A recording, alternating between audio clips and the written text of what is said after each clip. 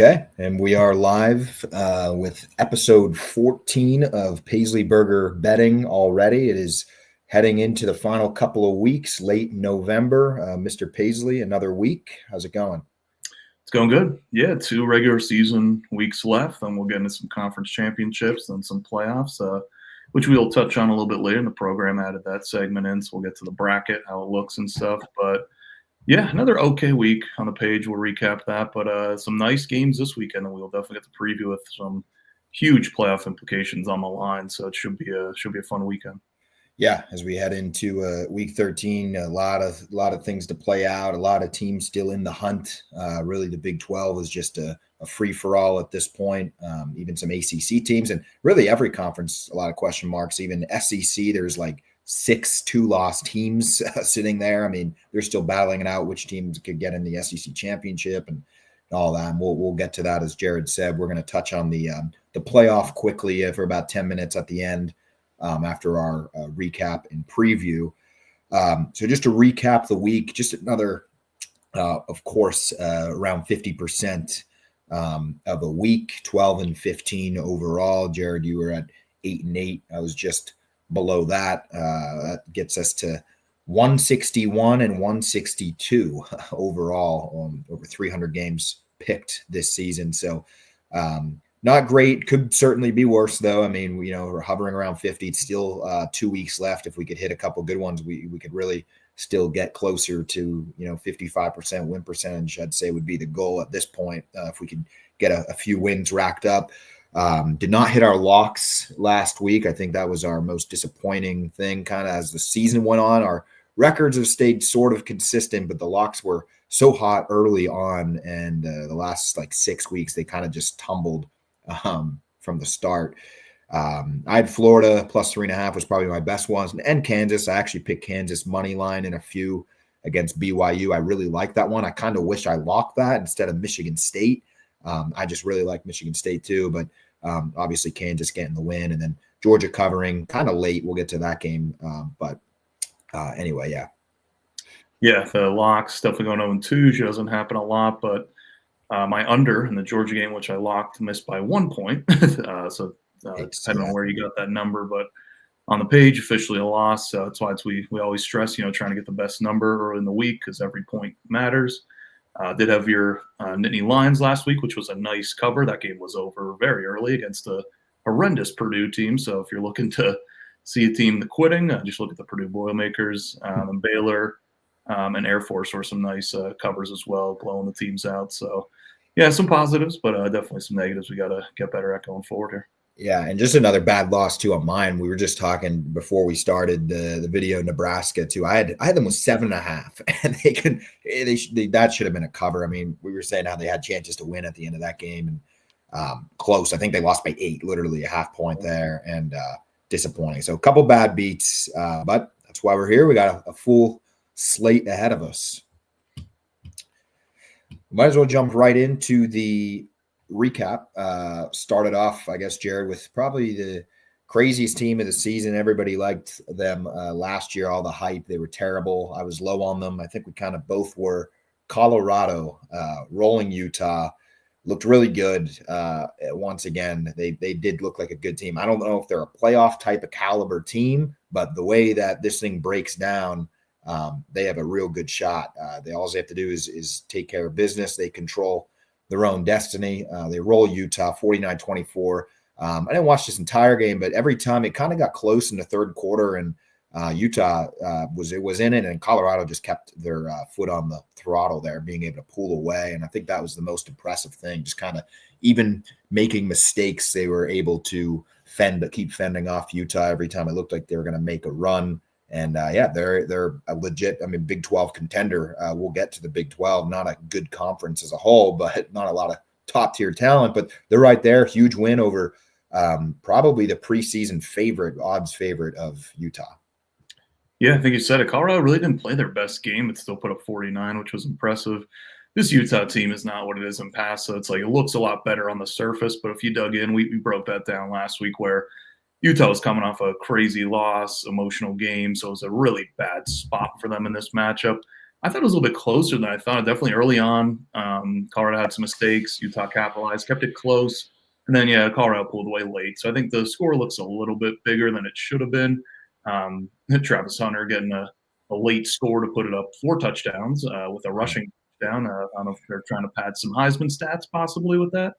And then the interception, too. Everyone's making a big play about Travis Hunter's interception, but it got bounced off of the one guy actually made a good play, and no one even mentioned him in any of the breakdowns. So ESPN and all those other big networks are doing a great job promoting him for the Heisman. But it was really a weird game. Heisman race is going to be interesting to see now coming down to the wire. But I just think the Colorado hype, I think I'm back now on the train where I think we got to pump it a little bit because this Big 12 is really bad. And I think that's the main point. So whoever comes out, if it's BYU, Colorado, maybe Arizona State, still in it, Kansas State, but still feel bad. I think they're going to get throttled by a team in the SEC or Big Ten if they end up playing those in the playoff. I just don't think they match up even close to some of those teams. But again, still a really great season for them, really turning it around. But they're kind of catching these teams in really good spots, I feel like, these last couple of weeks. So got to give Colorado credit. But big one this week. Maybe they're reading the headlines too much, but be a tough one in Arrowhead against Kansas that we'll break down later. Yeah, we'll get to that one. Colorado right in there in the hunt in the Big 12. We'll just jump quick. 2 games we'll touch on pretty quickly. Texas scraping by Arkansas 20-10, and then obviously Oregon just surviving a game in Wisconsin, barely squeaking that one out 16-13. This Texas-Arkansas game, it's funny. Arkansas did not play well, and they were still in this game. I mean, you see a lot of times when top teams struggle, sometimes it's because, they're a competitor. They had that underdog mentality. They came in, they played a real good game, almost perfect game, and nearly, knocked off a good team. This was not the case for Texas. I even rewatched a lot of the clips of this game, and Arkansas, I mean, the quarterback had to get sacked 10 times in this game from watching it. And they did not play well, and they were in it until late in the fourth quarter. I mean, there was a late fumble that went Texas's way. 2 of them, actually. Texas fumbled it. They recovered, and then Arkansas fumbled it, I think, late, and Texas recovered. So a couple big turnovers late for Texas. They scrape by. They get the win, but I don't know.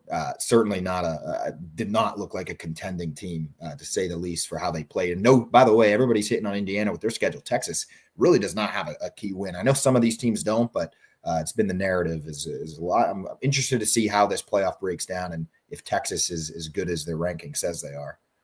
Yeah, I was most shocked at the Texas offense in this one. I took the over in the game, thought Texas was going to move it up and down the field, and only finished with 20 points, and kind of fortunate to get those 20 points. Like you said, got a nice field position with some of the fumbles.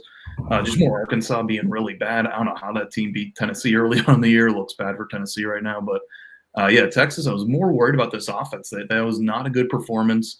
I don't know if they were coming off a bye or had a couple, they should be in some peak form right now. I feel like they're just declining every week. I feel like maybe they peaked, or they played Florida last week, so it was kind of a bye. They won by 50. But Texas offense was really concerning. Their defense stepped up and kind of won them this game. But I'm with you. I think the Texas offense, I don't know if you compete in that huge game against Texas A&M next week. I'd be a little worried if I was a Longhorns fan right now. Yeah, huge game for them next week or 2 weeks against A&M. And then Oregon also surviving. Similar game as Texas. Wisconsin, not an easy place to go to for sure, but another low-scoring game. Oregon really never got their offense going. Wisconsin didn't really look great either. They made a lot of mistakes.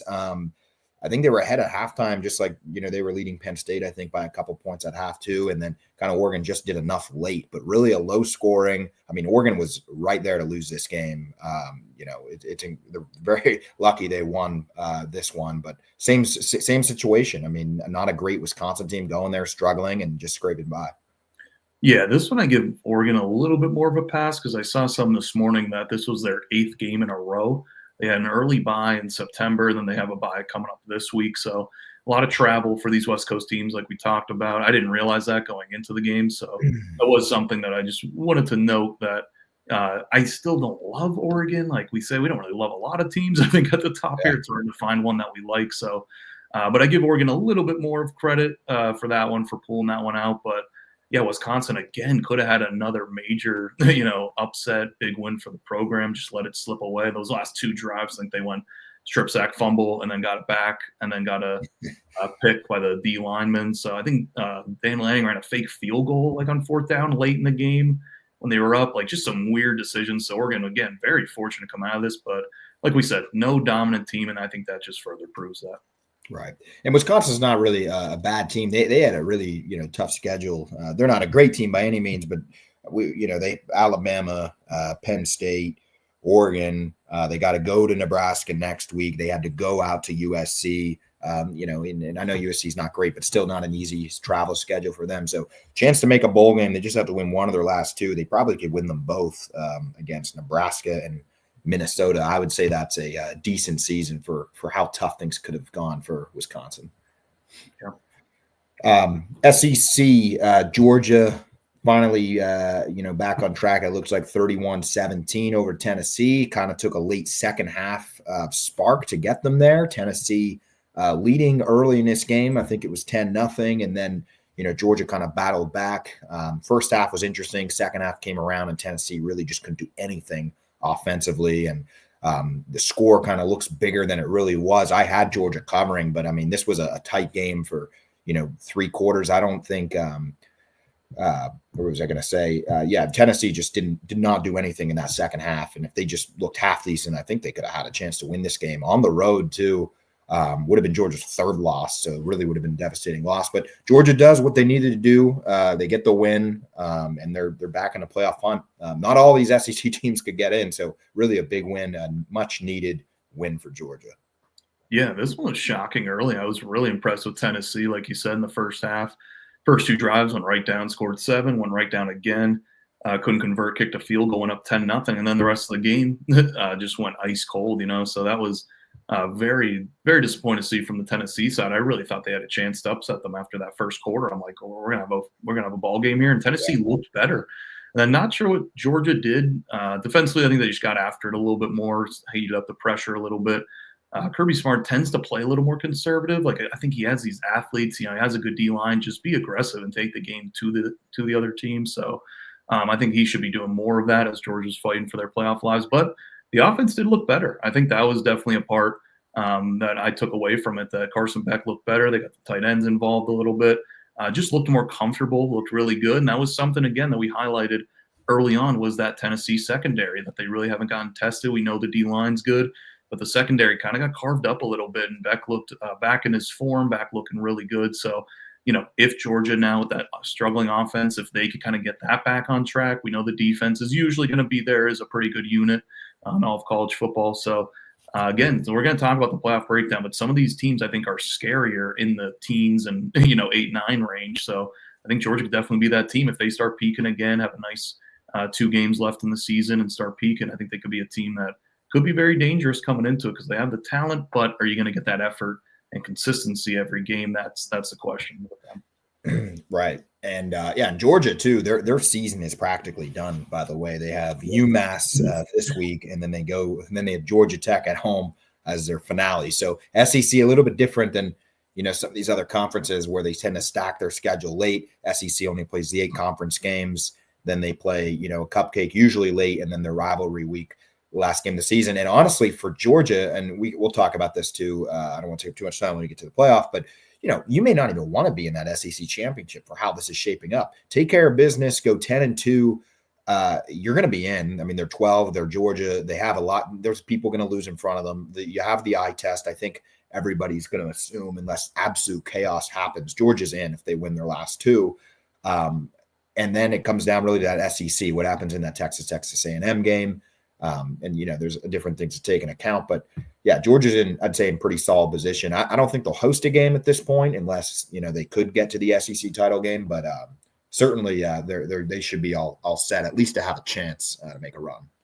Yeah, no, we'll break it down later, like you said, but just one quick point. Like, I think this year with the way they structured it, it's so different that, like you said, you maybe don't want to play in the conference championship because we don't know how the committee's going to react to a loss in the conference championship. Usually in the past, if you lost, well, then you're not in the top 4 teams. But now this year, you're right. Is it going to be worse or is it going to be better? It's kind of a real, high variance, like volatile situation. If you win it, great. You might get bumped up a lot. If you lose it, that's your 3rd loss. It could, it's going to be interesting to see how they have a tough decisions to make for sure. Yeah, no, it's going to be crazy to watch and break down. These last few weeks are going to be absolute chaos. BYU finally goes down, thankfully, defeated by Kansas 17-13. They were the last undefeated team in the Big 12. When we thought it was going to be Kansas State, they lost. When we thought it was going to be Iowa State, they lost. And now finally we thought it could be BYU, and they go down. So the Cinderella season is slowly crumbling. That being said, everything is still in front of them. They still could, they'll be there in the Big 12 championship game, assuming they take care of business their last two games. And we'll get to this when we talk about the playoff, but they just plummeted. They plummeted all the way down to like 14, I think, or 15 in the latest playoff ranking. So clearly that's where the committee ranks the Big 12. It seems unlikely at this point that they get more than one team in. It seems like it's going to be their championship or nothing. So feels like every game's a playoff game now for them. This was their one, hiccup that they could afford, cannot mess up anymore. Defeated by Kansas. And Kansas, a team that we thought kind of beginning of the season, was a little bit better. I know the big question mark was their offensive coordinator leaving for Penn State. And then, they lost some talent. They started really bad. I think they were like 1-5 or 1-6. They kind of put something together all of a sudden. They're winning. I was looking at their schedule earlier. I don't have it in front of me, but they beat like a ranked Iowa State. Now they've got the big win over BYU. I think they have another ranked win actually in there. So slowly Kansas is playing really well, and they have a big one this week against Colorado. But yeah, finally BYU goes down, and the Big 12 is just absolute chaos at this point. Yeah, just crazy, the Big 12, how Colorado and I think Kansas might be the two hottest teams right now, so a huge matchup this weekend. But yeah, BYU finally went down. I mean, we were calling for it, I think everyone kind of knew it, that BYU wasn't as good as they were. And, you go undefeated, you have to have some lucky breaks, so it's just going to have to come back down to earth a little bit, which did. I don't know if a lot of people were watching this game late at night, but Kansas, their quarterback, had a pooch punt. I think it was in the fourth quarter or late third, and it hit off the one BYU guy. The other teammate tries to recover it. It squirts out from underneath him, and Kansas recovers it at the 2, and then they punch it in a couple plays later. So that was a crazy play that really swung in Kansas' favor.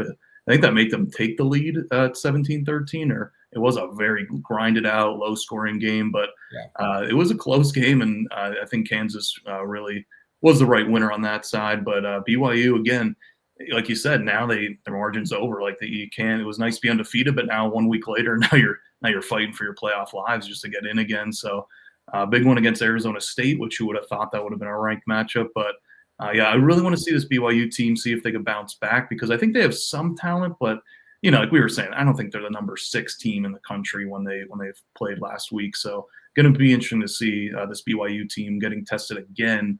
Really looking forward to that. And then Kansas again. I mean, it sucks that they started off so bad because they're playing so much better now, but still could get 2 wins and get to bowl eligibility. They're still in that 4-win pocket right now. Yeah, Kansas is still right there with at least a bowl game. Disappointment season overall, but still, future's bright for them, knowing how the Big 12 is. If it's going to be chaotic like this every year, I mean, any team could really win this conference. But insanity. BYU finally goes down. So that's pretty much our recap. I know it was only a few games this week. We kind of just did that to leave some room for the playoff at the end. And then we'll kind of, just wanted to talk about teams kind of fighting for those playoff bids. And, there's about probably 20, 25, different teams. So we'll jump right into the winners and losers of the week. Paisley, we didn't talk about it before the show. Do you have your winners and losers? We did not, and I did. I do have them in the back pocket, ready to go. Just making sure. I'll jump in a little winner here. We'll start a little positive. I'm going to go with the Stanford Cardinal. This was also a game probably not a lot of people were watching. I took Stanford plus 21, I think it was. They won outright against Louisville at home in front of their 500 fans. On a game-winning field goal of, I think it was 52 or 53 for a college kid, was pretty impressive. Just something to keep in note. Stanford usually has a good kicker. They always have the last couple of years.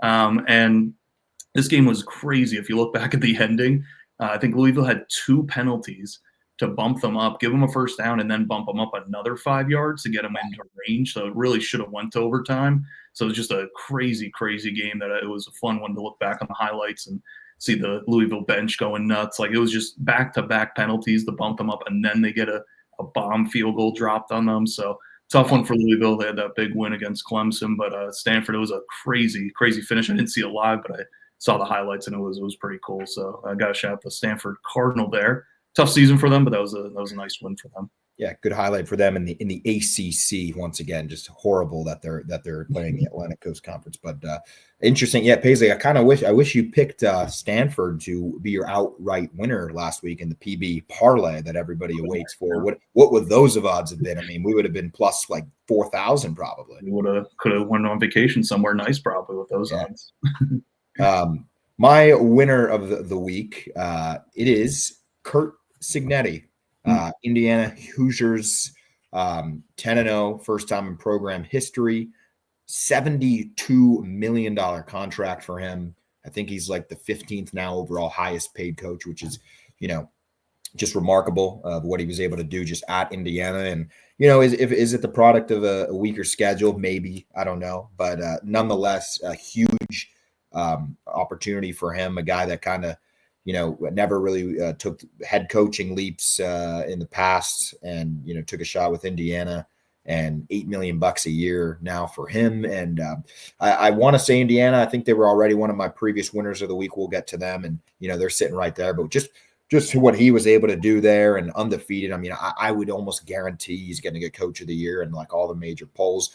Who else really? I know there's a few different guys, but what he was able to do at Indiana, something that's never been done, I think is credit, and just the payday. And will that keep him there long term? I don't know. There's going to be teams calling at the end of the season, and but it's just he doesn't have to wait now till December, January to worry about next year. He knows that could be locked in Indiana if he wants to be for a long time. I'm not sure that will be the right decision long term, but just a huge opportunity for him, and just $72 million.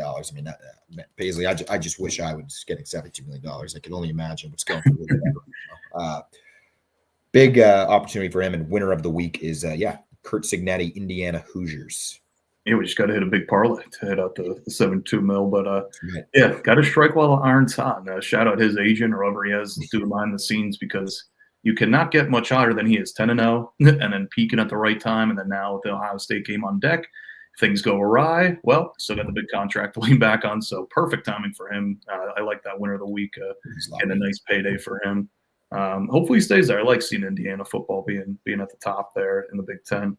For my loser case, we're going to go back to a familiar face, one that you can probably suggest you had the Florida Gators as your outright moneyline winner, beating the LSU Tigers last week, and my loser of the week is Brian Kelly directly. I knew that was going to happen at that point. He might have been on this list before, but we're going to send him on again because of some video that leaked out of him on the sideline. I don't know if you saw this. He was screaming at a player, just dropping F-bombs at him, getting right in his face, just old Brian Kelly, face getting red. It was wonderful to see. And I think it's just really funny now how LSU is going off a cliff at the moment. They kind of were a little rocky his first year. Had a nice season with Jay Daniels winning the Heisman. I think he patched up a lot of holes that LSU had. Now this year, turning into another disaster. Losing outright to Florida the way they did was not a good look. Now he's blowing up on the sidelines. Again, just not great. And he kind of left Notre Dame to go win a national title.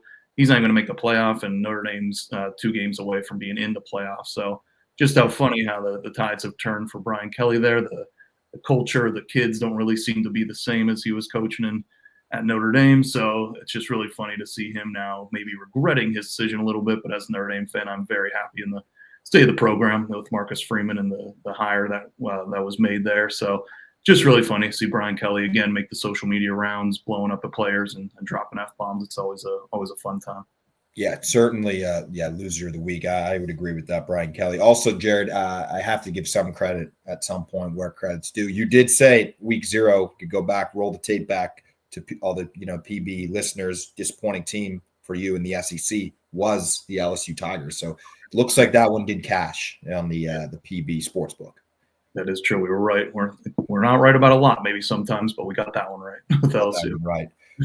My loser of the week. This was, it wasn't hard to say. I was going to go winner Boise State, and my reason on the winner of that was going to be like because of how bad the Big 12 is and how they're somehow going to get a playoff bye, which should never happen the way it's done set up. But then I thought, why am I giving Boise State any credit? So I'm just going Big 12 as loser of the week. The Big 12, BYU is their last hope. I mean, this could have really been loser of the week anytime, and really probably the last month. But like we just said, they have no business having really any team probably competing for a national championship. I think no matter what team gets there in the playoff bid and whatever team gets that bye, whoever they have to play, whether it's the 8 or the 9 or the 6 or the 7, whatever team, whoever has to play that BYU team, they're going to be set up great because they're probably going to have a home game. Then they go play BYU neutral site or whoever. Maybe it's not even BYU. It could be any. It could be Colorado. It could be Arizona State. So disappointing for the Big 12. I just think how this whole thing's set up.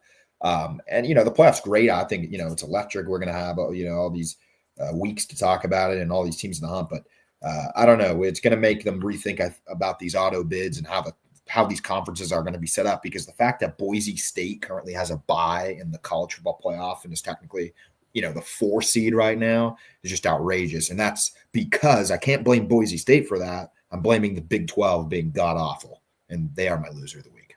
Maybe loser of the season, but this week. I like it. Take it one step farther. I want to shout out 2 teams off of that. Loser of the week with Kansas State and Iowa State. I mean, this would have been a perfect year for them. They had some nice preseason expectations. Rosters were looking good. What happened to them? I mean, a lot of people like Colorado, BYU getting the buzz now, but it's like these teams were primed. They could have had a great season with the Big 12 being down, and then they're just flopping with all these losses the last couple of weeks. So just 2 programs I was a little disappointed in that not a lot of people are talking about, where they really could have made a good stamp and take that next step forward. But I just still don't see it yet with Kansas State and Iowa State, which is disappointing. This is a perfect intro to the Week 13 preview that will begin, and then we're going to touch on the playoff a little bit of a different episode in the second half. We'll get to that and play out some scenarios. BYU, though, huge game this week at Arizona State. It's on the road. A good friend of mine was telling me about the prices in this game. Arizona State, they're like $300 tickets right now, the cheapest in Arizona State, which I don't know if that has really ever happened, that amount of money. They're ranked. They have everything in front of them. They have an opportunity to make the Big 12 championship game if they win this game. So a lot on the line for both these teams. BYU going to Arizona State. Arizona State, slight favorite, 3 points, considering, BYU is ranked 6th in the country a week ago, and Arizona State wasn't even ranked. Is kind of crazy. That just shows you the Big 12, how things are shaping up. But big game for them both. Game they probably would have been there if it wasn't for the, top 5 game between Ohio State and Indiana, which we'll get to. But yeah, Sun Devils laying 3, total 48.5. Jared, what are your thoughts? Yeah, so we talked a lot about a BYU, actually more than I think we thought we were this season. Arizona State's actually kind of similar, where they've been kind of getting a little lucky, actually, if you dig into some of their box scores and metrics. So I think they're a little phony too, a little battle of the phony programs going at each other here. But I did want to point out, I watched Arizona State against Texas State. I think it was week 2 or 3. It was a weekday game. And Arizona State had this running back, Scatabo is his last name. He just looks like a ball. Huge kid, really tough physical runner, and he was a little banged up in the mid-season, but now I think he's back to being fully healthy, and he's a tough guy to get down. So I'm telling you, if you click on this game, look at the running back for Arizona State. He's a really good back. I think BYU struggles to stop the run, which we highlighted a lot. So that's my only concern with BYU. If they could just maybe load up the box, make Arizona State throw it a little bit. That's kind of not their ball game. But I think BYU kind of bounces back here. I think that loss kind of sets them straight. You never want to lose a game, but sometimes you need to get that reality check or get that, just get it out of your system. And, I think they were a little tight. They were a little pressure. You could tell at home. They know they're undefeated. They haven't been in that spotlight in a while, BYU football program. So I think things come back down to level. I think they got a nice opportunity at an Arizona State crowd, which isn't really a huge home field advantage.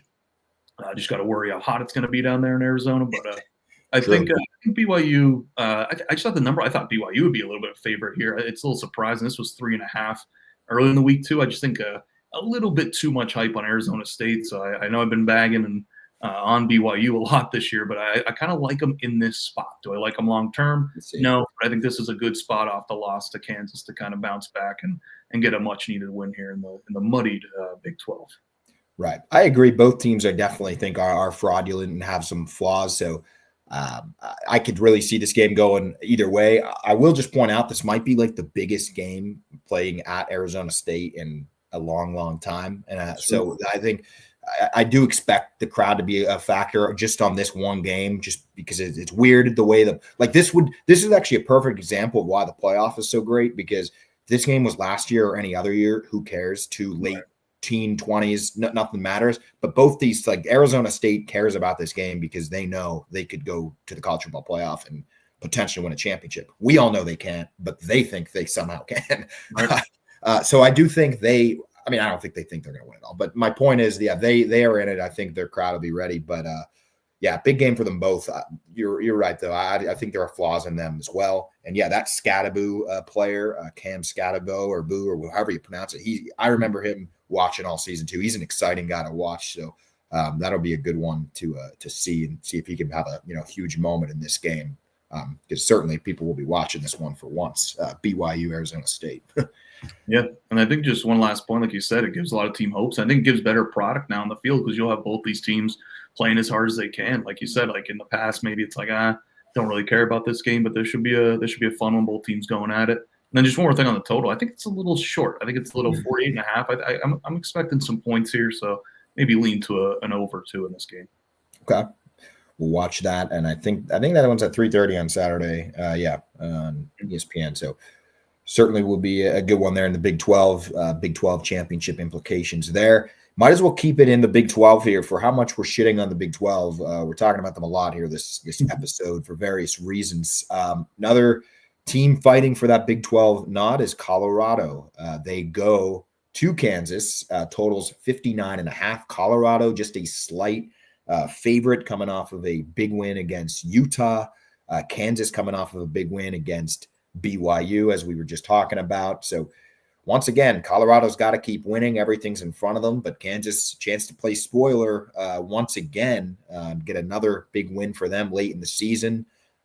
Colorado just a slight favorite, sitting at 2.5.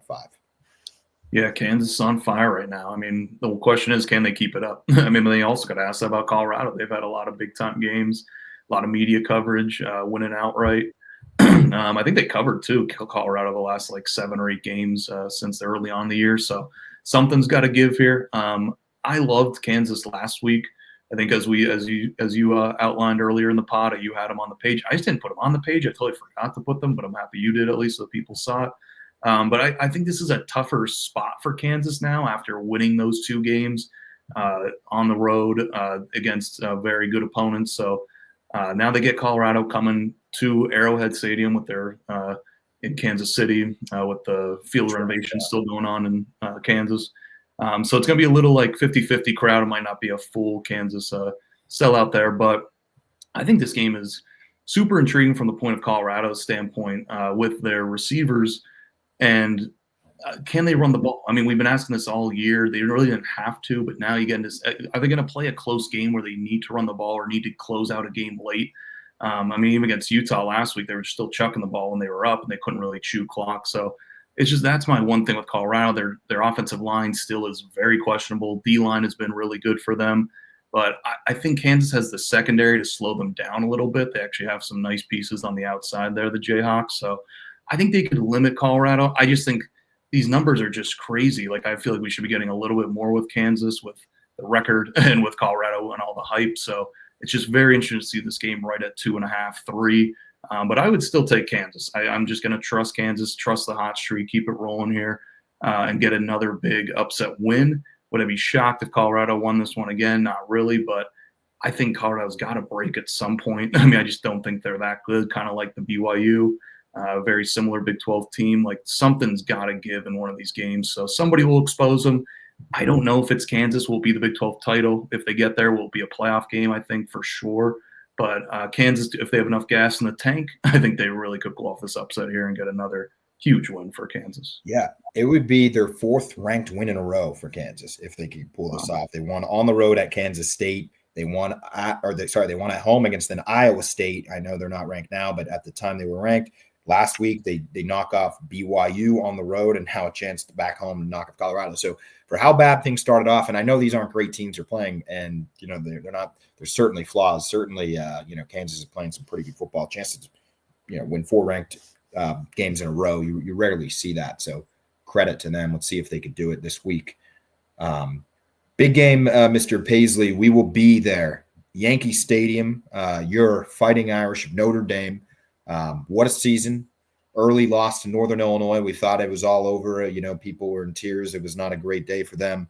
Thought the season was probably down in the tubes. They did what they needed to do since then.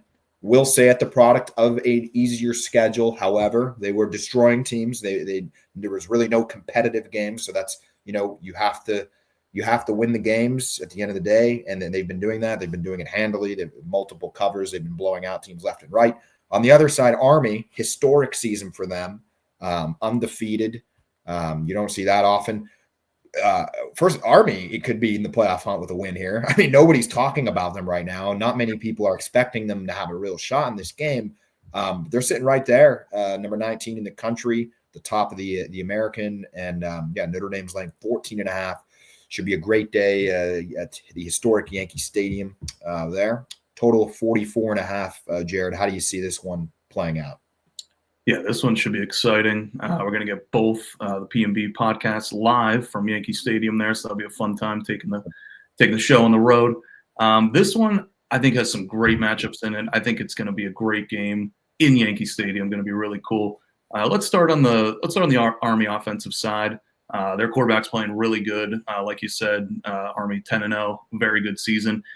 You have to question their schedule, though. If you look back at their schedule, like you said, Notre Dame definitely had an easier path too. But Army, I mean, some of these teams are rated like in the 100th, 105 out of like 130 teams. Like, they have not played a soul all year. So if you look back at their schedule, like, it's really good they're winning these games. But I think the highest rated team they beat was like 92, depending on some power ratings that you trust. So you gotta put that into consideration. Notre Dame's defense has seen the triple option a lot, which playing Navy every year, and then now they're playing both Army and Navy. Marcus Freeman has saw it a lot as a player and now as a coach. Someone also did make that point. He was at the defense coordinator at Cincinnati. They played Army a couple times. So I trust Notre Dame's defense to be well prepared in this game and expect what's coming from the Army offense. I think they'll still be able to run it, though, and control a little bit of clock, Army. So I'm going to lean a little bit with Army plus the 14.5. I took it earlier in the week at 17.5. I do expect Notre Dame to win, but I don't expect it to be a blowout like they were in the Navy game. I think a lot of people are comparing those two games just because they're both service academies. I mean, Navy had 5 turnovers in that game, which I don't think Army's going to do. I think they're a little more buttoned up. They run it more. Army or Navy's kind of more 50, a little more pass heavy than for a triple option team. So I think they're not going to be turning the ball over. I think Notre Dame's going to be their best test, obviously stopping the run. So that's what I'm very interested to see on this side. Can Army still stay ahead of the chains, get 3rd and 2, 3rd and 3, or are they going to be backed up and forced to make some longer throws on 3rd down? I think the start of this game is crucial. It's going to be the biggest first quarter, I think, in the season for both teams. If Notre Dame can get out ahead or the first half and really make Army chase a little bit, throw it more than they want, I think that plays exactly in Notre Dame's hand with their really good pass defense. If Army could get up a little bit early, then you make Notre Dame's offense, who likes to run the ball, throw it a little bit more, and then Army can lean on that run game a little bit. I did question Notre Dame's run defense throughout the whole year, so I'm very interested to see how they do against this triple option attack. This is the game I was most scared about after they started rolling a little bit here. So if Notre Dame could stop the run, which is key in any triple option game, I think they'll be more than well-suited here to get a victory here. But if they don't, and if they get behind early, in which they haven't been in 6 or 7 or 8 games, could get a little dicey for the offense who likes to run the ball for Notre Dame.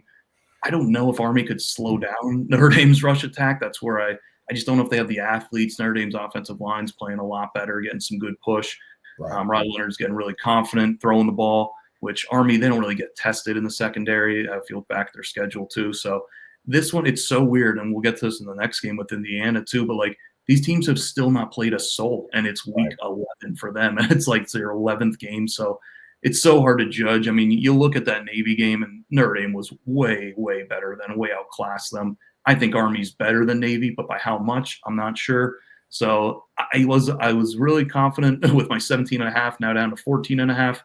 It just gets a little dicey, and the more I look into it, I do kind of like this Notre Dame side, but I do think Army could keep this close for most of the game. Can they hang on for the entire game? Not sure, but I do feel comfortable that Notre Dame is peaking pretty good. My only scare is that they have not played from behind in any of these games in a long time. The last time might have been that NIU game, which we know how that turned out. So as a fan, I am a little concerned. I'm not fully comfortable. I was very confident going into that Navy game. This one, I'm not so as much. So weird setup in Yankee Stadium, not a true home game for Notre Dame. So a lot of factors here, but I think Notre Dame pulls through. I don't think it's a blowout, though, like we saw in that Navy game a couple weeks ago. Yeah, I don't know how to read some of these service academy teams sometimes playing against, top 10, top 15 programs with, elite depth and talent all over the field. That's my thing. I agree. I think it would be tough. I don't see Army winning this game really in any way. I mean, obviously, maybe if I was a Notre Dame fan, I'd play it a little bit differently. And, they are competitive and they're undefeated. We have to give them, credit there. But like you said, they didn't play anybody. I mean, their schedules. I mean, I'm looking at it now. There's not a single team like probably with more than 3-4 wins on their schedule. I mean, they're not a very good team. They have beaten everybody by double digits, though, which is interesting looking at that.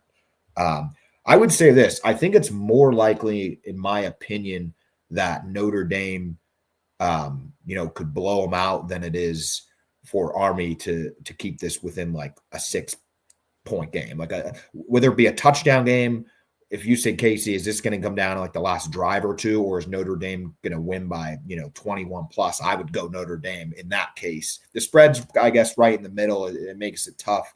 I just don't know. I think you're right. If Army comes out and they could control the line of scrimmage and they are able to run the ball more than we think, and they are able to control that clock, it could get interesting. If they're as good as like their record saying they are, and, where they are in the ranks because of their schedule, could be interesting. On the other side, I think Notre Dame is just so much better than them that I don't know. I find it hard to believe. I think, they're going to be able to score a decent amount. And I just find it hard to believe that Army's going to find the end zone too much with the way that these service academies run their offense. And honestly, it's hard to watch sometimes. Like there's so many different factors. Like, will they turn over the football? Will they, are they going to have a clean game? Because it feels like every time we watch Army Navy, we see, a lot of mistakes in those games. And how will Army kind of be prepared for this? And so I don't know. I probably lean Notre Dame laying the points right now. I didn't bet it yet. I didn't put it on the page in any of my picks. Tune in Saturday morning to see if that changes. But right now I lean Notre Dame. But we'll see. I mean, regardless, it's going to be a great atmosphere. It's going to be a cool thing to watch. I mean, you don't have undefeated Army often. I don't know if ever actually at this point of the season. So it's going to be fun. But yeah, I'd lean Notre Dame laying the points. Yeah, just two more quick points I just thought of while you were breaking that down. I think you're spot on. If you look back to that North Texas game where I had North Texas, Army struggled a lot, and North Texas's defense is in the 100th or 110th in the country. So now you're getting Notre Dame defense that I think is top 5, and they're number 1 in some metrics in the whole country. So that's, if you're struggling against North Texas, how are you going to fare up against Notre Dame's defense?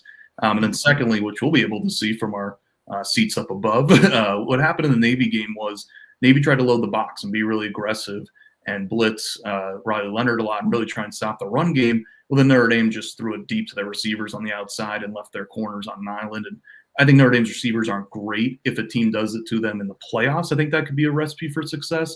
But I think with these service academies, you just don't have the athletes at corner to cover these, high-end athletes on Notre Dame at the receiver position. So if you see that, if you see a lot of guys in the box, if Notre Dame could take their shots on the outside and hit a couple, I think that could be a recipe for disaster. But you have to stop the run against Notre Dame. So that's where I think it puts such a bind on this Army defense. So I'm just really interested to see these matchups on both sides. It should be a fun game, fun atmosphere either way. But and also one more last point. Army has not beaten Navy in 48 years or 52 years. I did not realize that until I heard that on a podcast today. So 1952, I think, was the last time they beat them. So I think last time they beat Notre Dame. Yeah. I think wow. I think Army could keep it closer, but as an outright win, I just don't see it. But yeah, I think it's going to be a fascinating game. Can't wait to see the matchups, but it should be a fun one there in the Bronx. Paisley, I'm just looking at the weather now because I'll be there. 52, going to be a beautiful day, partly sunny. It's going to be dry. Should be great. Yeah. Can't wait for that one. All right. Lastly, then before we jump into the playoffs, similar to Army, some could say, with strengths of schedule, Indiana, number 5 in the country by the College Football Playoff Committee, going to Columbus. Huge game for them. What type of team are they? Are they going to lose by 35, or could they keep this thing close with heavyweight Ohio State? It's on the road. Spreads 13.5, so similar as the Army Notre Dame game. Not giving a lot of credit to Indiana there. I don't know. It's going to be tough. Ohio State certainly should win this game. We don't really know a lot about Indiana. We know they've been being able to beat everybody on their schedule. They have struggled against, some teams. They struggled against Michigan comes to mind for last week, a game that, they probably could have pulled away from if they wanted to, at least what they should have been able to do if, they're as good as their ranking says they are.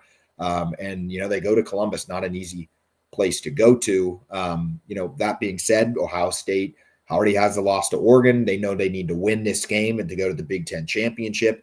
But they also have Michigan next week. And is that, in their mind? I don't know. Michigan's not what they have been, especially last year.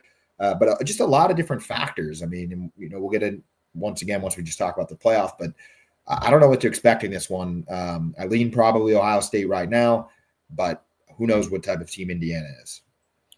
Yeah, that's where you got to start. Great question. I do trust Indiana probably more than I trust Army. The last game we broke down. Getting the points here, keeping it a lot closer. I just think – now, do I think Indiana's number 5 team in the country? No, but I think their athletes and the players they have on their team are just more experienced, came from a D2 or a D1 AA programs or in the G5. So I think these guys are a little bit better than people are giving them credit for. They were kind of some of the high-end players at those leagues and those positions. So I think they got a nice team together. I really love Cignetti as a coach. I think this is more just kind of a sell on Ohio State, like we were talking about in a couple weeks past. Ever since that Oregon game, it just doesn't look right, the offensive line. I still don't trust. Now, they got the win at Penn State, which was big, but that was just a weird game that we talked about. A lot of interceptions, weird, fluky plays, and it was a very low-scoring game, so it could have gone either way. But I think this is too many points to be giving an Ohio State team that has been struggling to score the ball against some of the better defenses that they play. And I think Indiana's a good defense. I think that their offense is putting up some crazy numbers, which they should get some recognition. But their defense has actually been quietly pretty good. They got a pretty nice D-line that they could get after the passer and then stop the run a little bit.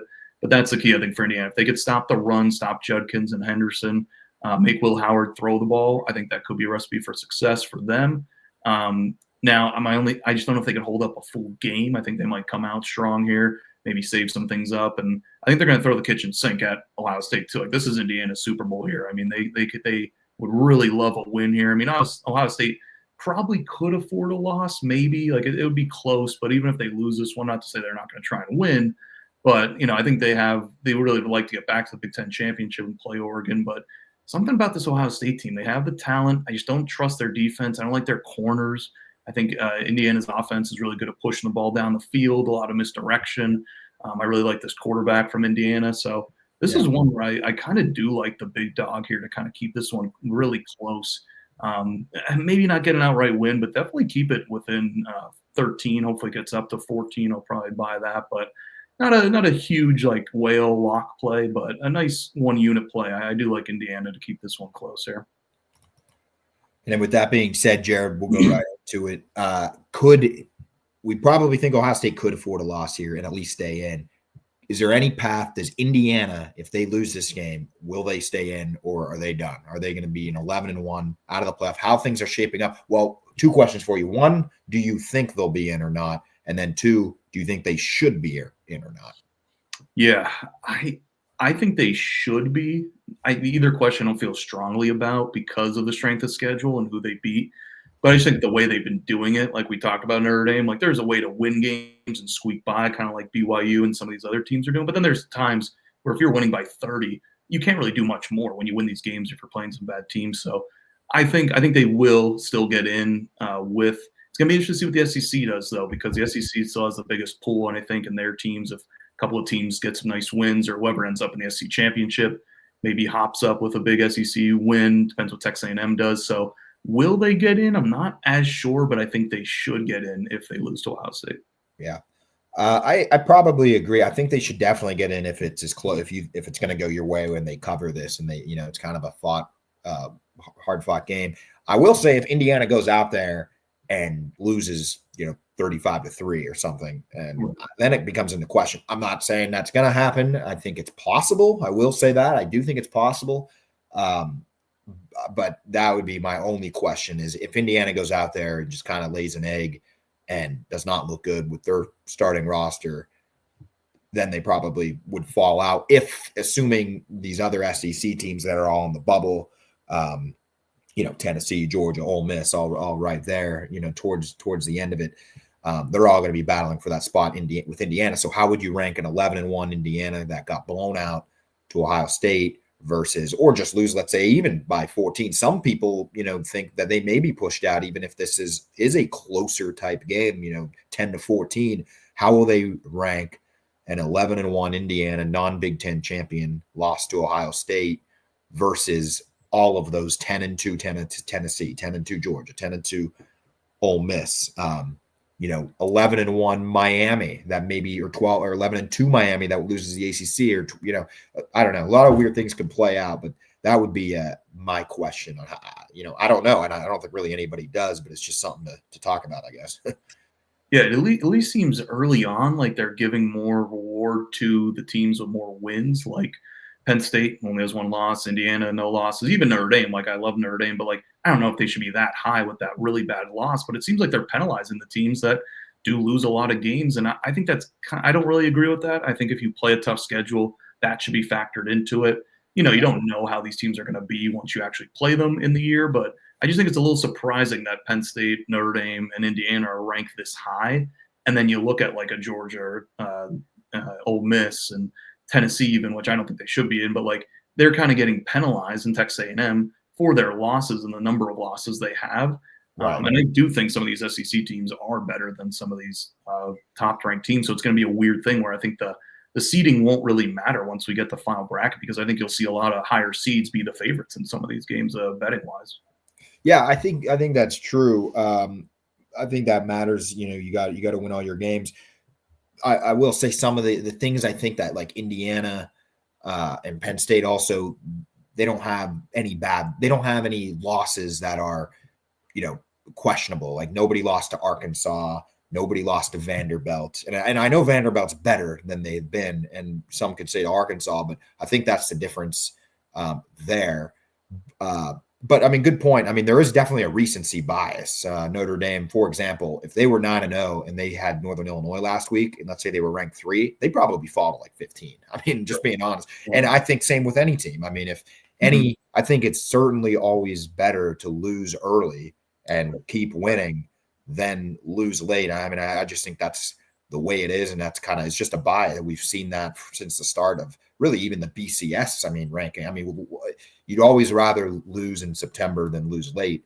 And I think BYU was a great example of that last week, undefeated, and they fall, all the way to 14. I guess they're in because there has to be a highest ranked Big 12 team, but the highest ranked Big 12 team right now is 14th. So yeah, I think that's where the value comes in, is you'd rather lose early than late. Whether it's fair or not, I don't know, probably not. But just something, I guess, to think about as we see these final, 2 weeks of these rankings. No, that's a great point. That's why I think definitely from an Notre Dame perspective, they like to schedule their big games up front, and it's scary, like going on the road first game and stuff. But they just did another one where they got Miami next year on the road first game, and then they have Texas A&M second week. So it's like, I agree. I think you should play your tougher games. You kind of just have to play what the rules are going to be stating. But you touched on earlier with the 5 seed. I think that was a good point. With the 5 seed might be the best seed you want to have. If you have a bye, obviously that'd be nice, and but with the 2 bye system, like, it's kind of, you're kind of getting your breaks during the year, so it might not mean as much. And then somebody brought something up which I thought was really interesting: the 9 seed. The 9 seed might be really tough. I don't know if you want to be the 9 seed, because as it looks right now in the bracket we have displayed, to be Alabama going to Notre Dame. So one, you got to play a road game. So you got to go on the road. Then your next game, you get the number 1 team, which in this case would be Oregon. And then your third game, if you beat both of those teams, would most likely be the 5 seed, Ohio State in this range. So you go on the road, Notre Dame, neutral site against number 1 team, and then neutral site against Ohio State in the semifinal. Right. Saying that you beat all those, get to that point. But I just thought that was an interesting point. I didn't even think of that. But that is with the way they structure, because it's not number 1 through 4 of the top 4 teams in the country, which I think it should be. It's this weird bye system where you're getting Boise State. And I know you're trying to reward the conference winners, which they're really putting an emphasis on that. But I just thought that was an interesting point. The 9 seed might be a spot where it could be really tough and something you don't want. And then the 5 seed is one that you would love to have if you're a fan of that team. Right. Yeah, you would, like you said, you have a road game no matter what if you're the 9. Then you have to go play whoever the number 1 team is, probably the hottest, best team at the time, whether it's Oregon or Texas or whoever. Ohio State at the end of it, we'll see. And then you're right, you probably have to play the 5, and that 5 is probably really number 2. That whoever's the 5 seed is probably the best non-conference champion between the Big Ten or SEC. So flip a coin between probably Ohio State and Oregon, and then flip a coin between Texas and then whoever's that runner-up in the SEC, most likely. So yeah, that is that's a brutal path. Also on the SEC, while I'm on it quick, if Texas A&M beats Texas next week, there is going to be absolute chaos in those rankings. Dude, I'm just looking now. You would have a 10-2 Texas. You would have a 10-2 Alabama. You would have a 10-2 Ole Miss. You'd have a 10-2 Georgia. You'd have a 10-2 Tennessee, and you'd have a 10-2 Texas A&M. So and I know you'd say, well, just do head-to-head. Who beat who? Yeah, everybody beat everybody. So I guess the first thing you would do is eliminate the bad losses. I mean, that would, be the thing to start with. But then you get into, why are you penalizing an Alabama who lost to Vanderbilt when they beat Georgia and they, and then Tennessee too. They have did they lose to Arkansas or they lost to Arkansas, but they beat Alabama. So it's going to be really tough. I think the committee is probably praying that Texas just takes care of business here and let that SEC runner up. It'll be a little easier, at least if you have 4 2-loss teams than 5, and they all could argue to be champions. But just, chaos in the SEC. And we said too, in the beginning of the year, there was a chance for 1 Big 12, 1 ACC, 4 Big 10, 4 SEC, and then Notre Dame. It's very likely, I think, at this point that happens, right? I mean, unless Penn State falls or Indiana gets blown out, I mean, I think it's going to be that. I think it's going to be 4-4, 1-1-1. Notre Dame, the ACC, and then Big 12. Yeah, I think as it should, with how bad the ACC. I mean, who's worse, the ACC or Big 12? I mean, that'd be a good discussion, but I think they should not be getting 2 teams in there. And I think you're right. That game, Texas A&M is going to be ginormous for the whole selection and everything. And I think you're 100% right. It's going to be a huge battle with these SEC teams only having 4 spots, with probably more teams that should deserving to get in. That definitely could. And then right, if Indiana gets blown out, then they probably throw in that pool too with them. And then now you're going up against SEC teams on a resume card.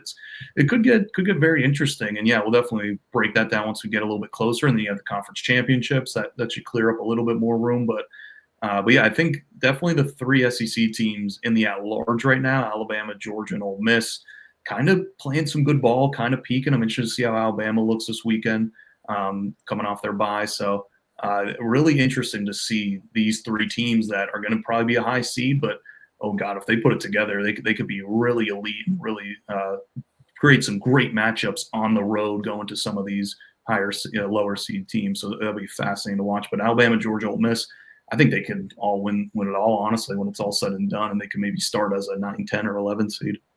I think if this was as is, which it's not, this isn't even a projection. This is just as is right now, because we know this is going to change. I would say all of these teams really could win, including Tennessee, who's out, except for Boise State and BYU. I'd say they're the only 2. I would probably say I would almost, I'd bet my my house mortgage on that that it's not going to happen for Boise or BYU. Now, somehow Boise, the way things set up, I mean, crazy things could happen, but it's so wide open. Oregon struggled against Wisconsin. I mean, Miami is is just going to be the presumptive ACC nominee. They may not even be a top 15 team for how much they've struggled at times. Texas, who we saw flaws last week against Arkansas, they have a loss. I mean, Indiana, if they beat Ohio State or if they lose close, what's really the difference? I would say, SEC would have a great path then too. Ole Miss, Georgia, Tennessee, I think they could all make an argument that they're better than, those Big Ten teams ahead of them. And, thankfully, the way this is set up, we should be able to let it all play out. Yeah, I think this should be – I think I'm really confident this is kind of the bracket except for BYU. Like, I think that could be BYU, Colorado, or Arizona State, honestly. But I do feel like when I saw this the first time, I'm like, this looks about to be the 90% of teams I expect to be in it. But as we know, a lot can happen. There's still a couple weeks left in the season with a lot of chaos. So Texas A&M looking at you that they could really stir the pot here a little bit. A&M, and then, of course, Tennessee's out right now. They should go 10-2. So the biggest question will probably be, I mean, things could happen, but what will they do with a 10-2 Tennessee versus that 11-1 Indiana? That's the thing. With such a weak schedule of Indiana and a tough schedule Tennessee, I think anybody would say Tennessee would be the Vegas favorite in that one. Will the committee, because they're supposed to put, the 12 best teams that they think, regardless of, record, this is why Florida State was left out last year. They were definitely deserving to be a top 14. They were undefeated, but they felt they weren't one of the best 4 teams because of their quarterback being hurt. Do they always put the best 12 teams in or best 4 teams in years past? That is certainly no, because we've seen, TCU's slip in over, a 5th ranked SEC team. And, we've seen outliers before. So that's the thing. I think it is wide open. I don't really know what they're going to do with Indiana. I think that's probably the biggest question mark this week is what happens with them. Where do they fall? And then that might answer some SEC questions if it opens up a spot or not. And then, everybody else has to take care of business. Who wins the SEC ultimately? And then, of course, who wins the Big 12 and the ACC. So a lot ahead of us, but it's going to be wild 2 weeks. Yeah, and I think with Indiana, like you just mentioned, what if they played Ohio State week 2 and got blown up? And I think it would be different. But now it's such a big game. You're right. Because this is going to be one of your lasting impressions. And then just lastly with Tennessee, I think they actually showed pretty well in a loss. Like, it does depend how you look in some of these games too, because that matters so much when you're trying to split some hairs and it's really close deciding which team should be in and out. So I think Tennessee actually got a little bump. Still was it was a loss, but I think they actually showed pretty well where if they would have got run out of the building, I think they would have been definitely left out of it. But now still their hat in the ring. But it should be really interesting coming down the stretch. And SMU too, sitting there, have a chance to win the ACC over Miami. I mean, that would be, crazy for them to get a playoff bye and be in the hunt here at the end. So I don't know, a lot of craziness. We'll see how it all shakes out. The one take I strongly disagree with, I don't know if you saw Joey Galloway, Jared, what he said about Indiana. I'm like, I mean, these people, I don't know what they, I guess they do just get paid to say, crazy and controversial things, and it's entertainment. But certainly do not endorse Indiana sitting their quarterback. I think that we need them to play, and we need to know what kind of Indiana team they are. I would actually, if they did that, I would, they should not be in if they in any way sat anybody. And they won't. But anyway, that was just an awful take. I think he was half kidding, but just terrible, terrible take. It sounds like an Ohio State grad that's a little scared of Indiana coming in, maybe upsetting them. He's like, I just sit the quarterback and we could get an automatic win. But yeah, if Indiana wins against Ohio State, they're automatically in the playoff then after that. So like it's a game for Indiana. Yeah. No, it's their Super Bowl. It definitely is. Huge game for them. Too bad it's away, but still crazy. And once again, too bad it's at noon. Flashback to last week. Don't get them charged up again. All right, Paisley. Week 13, best bets. If you're just listening, we'll have our full slate on Saturday. These are some preliminary picks. Jared, I'll kick it off to you. What are some of the games you're rolling with? Yeah, my first one will stay in the SEC. I'm going to go with Ole Miss minus 10.5. I really like this Ole Miss team. I think they can honestly win it all right now with how they're playing. I love their defense. Jackson Dart playing a lot better.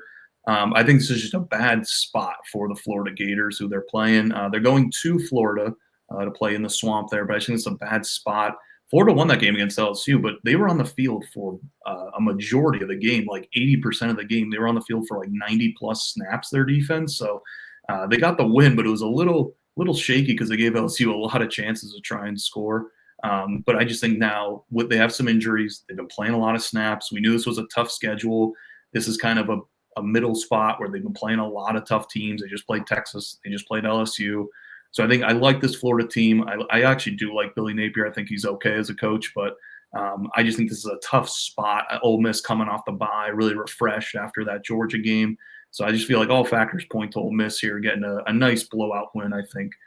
Florida's quarterback's still a little banged up, can't really run. DJ Lagway, I think that could play a factor as well. But I like Ole Miss here to blow the doors off of Florida here pretty big. Yeah, tough spot for Florida to come back and knock off another, top ranked or big, SEC team. Ole Miss coming off the big win against Georgia, and they're also fighting. They know they need to win. I mean, the playoffs have started for a lot of these teams. They cannot afford late season losses. So I probably would also lean Ole Miss on this one. Minus 10.5, I think, is what it currently is. My first pick, I'm going Ohio State minus 13. And I know we broke this down a lot, so I don't really have to say a lot about it. I'm just sticking with my gut feeling here. I just think there's more of a chance that we find out in the second quarter that there are more mismatches than maybe we anticipated. Although it is the Super Bowl for Indiana, we've seen that come back to bite some teams. It's a huge game for them. A lot of pressure is on them. This is, they know that the nation's watching. They know what's at stake. Ohio State has been here before. They've done this time and time again. I think they've struggled this year. I definitely agree with that, but it's kind of one of those things where maybe they sometimes will play down to the worst teams. And then when it comes to the big game, they'll show up. They've done it years past against Michigan. They've done it, years past, obviously, as I know, with Penn State. Is Indiana one of those teams historically? No. So throw everything off, but I think Ohio State will be ready. They know what's at stake. Indiana just hasn't proven it. This is their chance. Prove me wrong, Indiana, but until that happens, I'm rolling with Ohio State and laying all the points. I gotcha. I think we'll be split on that one, but should be a huge game, also at noon, as you said. But I think this actually could be a little weird spot for Ohio State, where you would think they're looking ahead to Michigan. I think this is their big game where they're putting a lot of the chips in, and maybe might be a little bit of a letdown. And I think Michigan, they're catching 21 at the moment. The spread will definitely change based on this outcome, but I hate Michigan, and that's actually going to lead me into my next pick. But maybe Michigan can maybe keep it close next week if Ohio State really, spends a lot of energy in this one, but just a weird scheduling quirk there. I'm going to go with Northwestern, actually going to the Big House, getting 10.5. In this one, I was on Northwestern last week, actually, too, plus 30 against Ohio State. And they actually kept that game within the number. So now I just think Michigan should not be giving points to a lot of teams, let alone 7, let alone 10 now. I get 10 in the hook. So I think Northwestern actually has a underrated defense. I think their defense really keeps them in games. I think that pairs well with the Michigan offense that has not been good. So I don't know if Northwestern could pull the outright upset, but I just think this is way too many points. I think it started at 12, 11.5, now coming down to 10.5. So definitely some people are liking Northwestern. But yeah, I think this could be a weird one where all the attention's on Ohio State, all these other games. But I think Northwestern keeps it close against Michigan here. I don't even know. Can they score 10 points? I don't know. So I'll take Northwestern plus 10.5. That's a good point. I did look at this game. I didn't pick it on mine. Maybe I'll have it on Saturday, but it's an interesting game. I almost pick Northwestern here to cover. I don't think either of these teams are very good. We've seen, Michigan struggle scoring. Northwestern doesn't have to do a lot, I don't think, to keep this game close. Also, Michigan really, what do they have to play for at this point as well? So a lot of reasons there. Don't hate that one there. Northwestern plus 10.5. Also, quick side note, if somehow if Indiana loses to Ohio State, which is expected, and then Michigan, somehow stunned Ohio State next week, that would actually put Penn State in the Big Ten championship game against Oregon. They would get the tiebreaker. It'd be an 11-1 Indiana and 11-1 Penn State, and they would get the tiebreaker over Indiana due to common opponent win percentage. Little slightly harder schedule, not much, but it is difficult. Anyway, keep it in the Big Ten. I'm going to go Illinois, laying 1. They go to Rutgers. Rutgers has been a weird team this year. They've gotten a couple big wins, but Illinois has been pretty impressive kind of all year. They got a huge win against Michigan State last week. They obviously have the win over Michigan, even though they're not very good. And honestly, I don't really have too much faith in Rutgers here. I think Illinois is playing for a little bit more. They've kind of exceeded their expectations. Rutgers is kind of the team we thought they could be, around 6-6. They're okay. They do have they're coming off of a couple big wins over Minnesota and Maryland, but nothing really impressive. So practically a pick 'em game. I just like the Illini to win this one. Like a classic Big Ten game there with a pick 'em in New Jersey. Should be a fun one. I'm going to go with another underdog here with a paired against the loser of the week. Give me Vanderbilt going to LSU, getting 7.5. Like this one quite a bit, actually. I think we talked about Vanderbilt a lot on this podcast.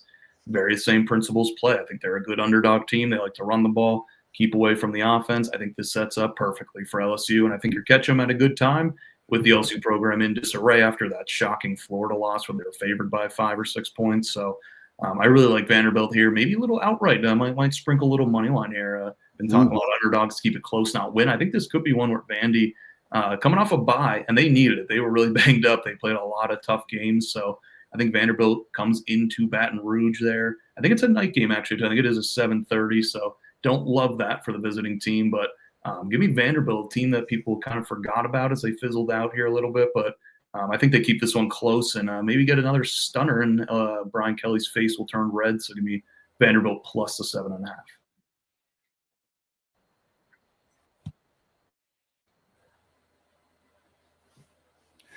Yeah, big opportunity for them. Vanderbilt at home. Good offense. I mean, I like Vanderbilt. I do think they have a chance. And honestly, what does really LSU have to play for either at this point in the season? So we'll watch for that one. I'm going to keep it in the SEC and go Alabama, laying 13.5. I just think Oklahoma is terrible. I don't think they're good at all. I think they'll blow them out. Alabama's fighting. They know what's at stake too in the playoffs. And, this game is in September. I don't think the spread is this, but we've kind of seen how both these teams are. I think Alabama could just outscore them. And, give me the lay the 13.5 there with Alabama against Oklahoma on Saturday. Yeah, there's definitely some blue blood programs that are very disappointing, and Oklahoma would definitely be in that category, along with Florida State.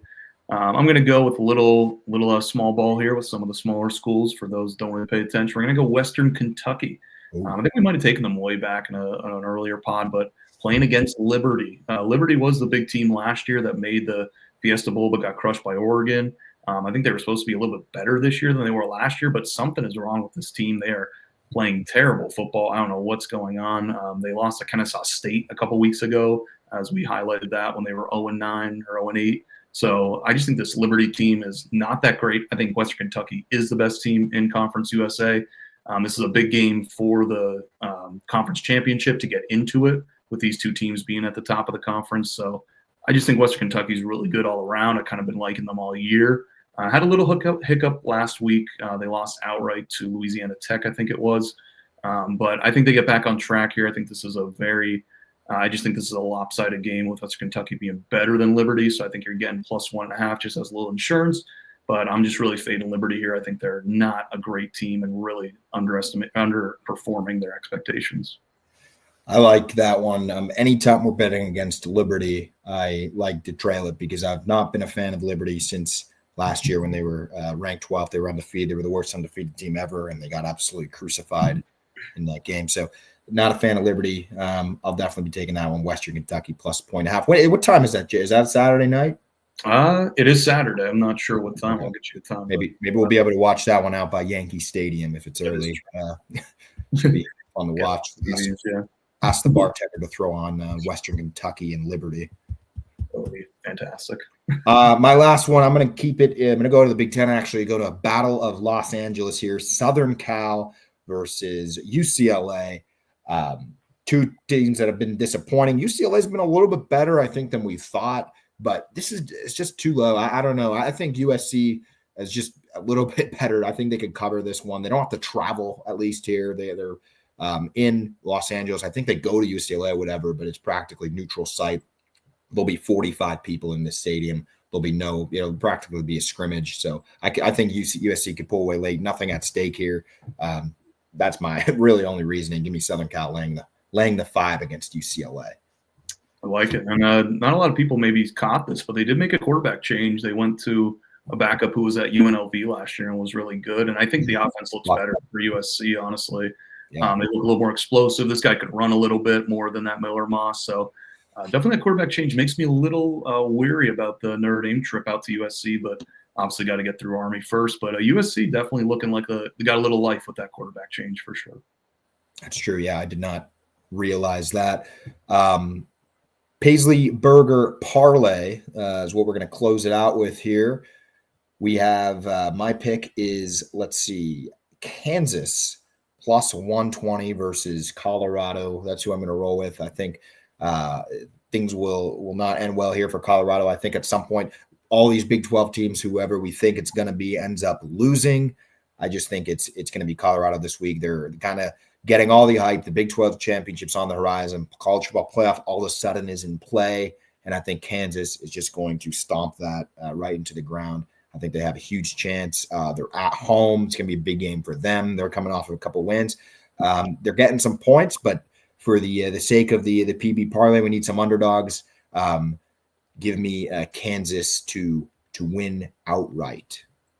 I like it. They were close to my pick as well. We talked about in the breakdown. I think we're both on Kansas this weekend, but really like that one to get the nice big win against Colorado. And for mine, going to stay in the Big 12 as well, a little Big 12 moneyline parlay.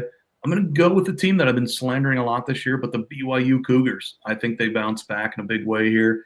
I just think this number is wrong. I think BYU should be favored. I don't like BYU as we talked about in the long term, but I don't think they're that bad. Like I think they're better than Arizona State, and so I'm going to be on BYU money line plus 130. If you parlay both those picks together at this moment in time, it is a plus 406 total parlay, so 100 to win $406. But like you said, we've been close every week. Almost got there with Nebraska getting the outright win. We were so close to a really big payout, but this week I like our two slight underdogs to get it done outright there.